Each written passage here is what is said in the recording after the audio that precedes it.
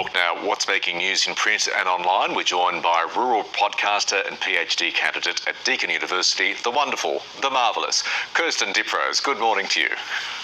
Good morning. Oh, what an introduction. Thank you. Oh, you deserve it. Hey, listen, I'm so glad you chose the Sydney Morning Herald's front page to lead off with. It is such a powerful front page and editorial.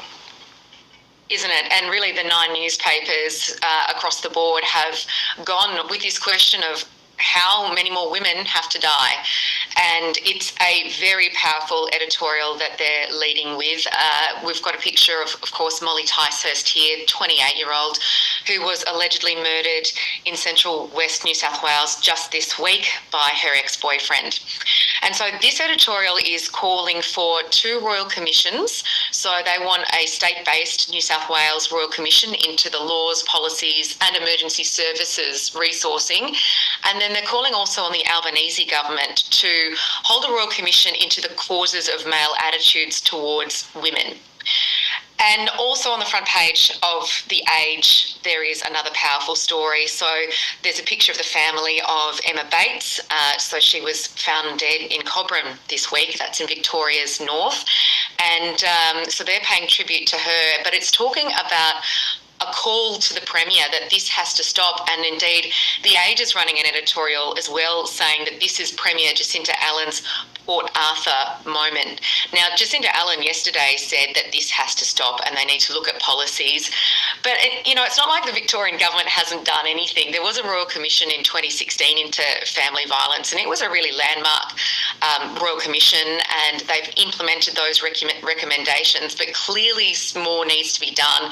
And there's discussion now, and indeed there was discussion back then, but this article in particular is calling for the idea of a register to be put back on the table. So similar to a sex offenders register, but one for male offenders who have abused a partner in the past, been violent to women and children, and that to be accessible by the public so that women can find out if a partner has been violent in the past. So I think we're going to be hearing some stronger talk, and hopefully so. I think women and men. I think society is fed up and disgusted by this. I know I was presenting the Drive program on ABC Regional in Ballarat on the day of the gathering. Hundreds of people came out in Ballarat, and it was this beautiful day.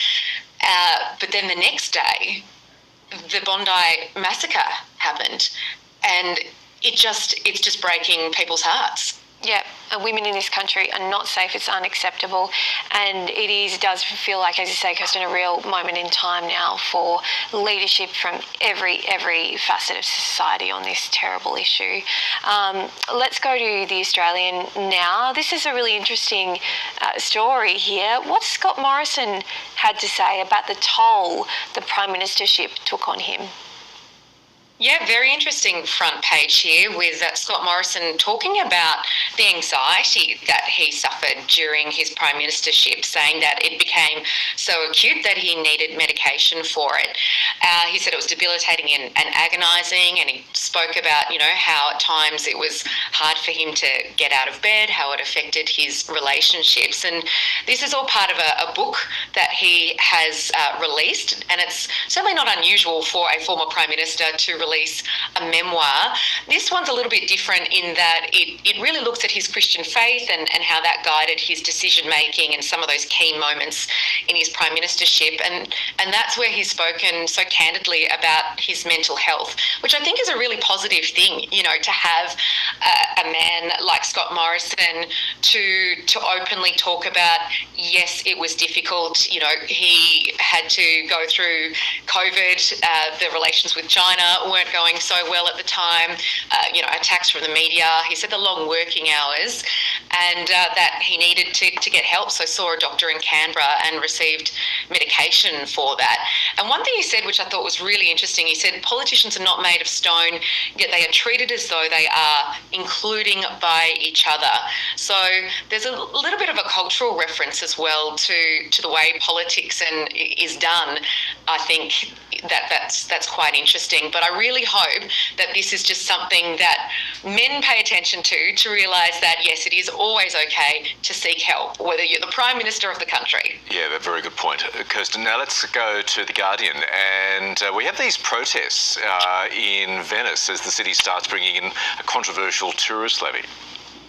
Yeah, it's the first of its kind, really. Venice is the first major city in the world to start charging, day trippers. So €5 is what it's going to cost you if you're just there for the day. The charge is not there if you are staying overnight or if you're a resident, of course. But a lot of the sort of resident committees aren't happy with this move. So the mayor said that this was about lessening some of the tourists that come. But the protesters are saying this is not really going to do anything and have asked whether this is a joke, really, saying that it's actually going to turn Venice into a theme park, which is an interesting take. And I think they've got a point, because when they look at the number of residents in the city has been declining since the 1950s because of that, because of the influx of tourism. And if anyone has been there recently, or even in the last 10 years or so, you will know as soon as those ships come in, it's crowded, you can't move. So residents are saying this is silly, it's not going to do anything. They need real housing affordability measures to curb Airbnb. So I think this is a bit of a watch this space, but it's going to make a lot of money for the city of Venice. So that's always an underlying reason. That's the upside of Venice, that's for sure. Hey, Kirsten, thank you. Fabulous talking. Thank you.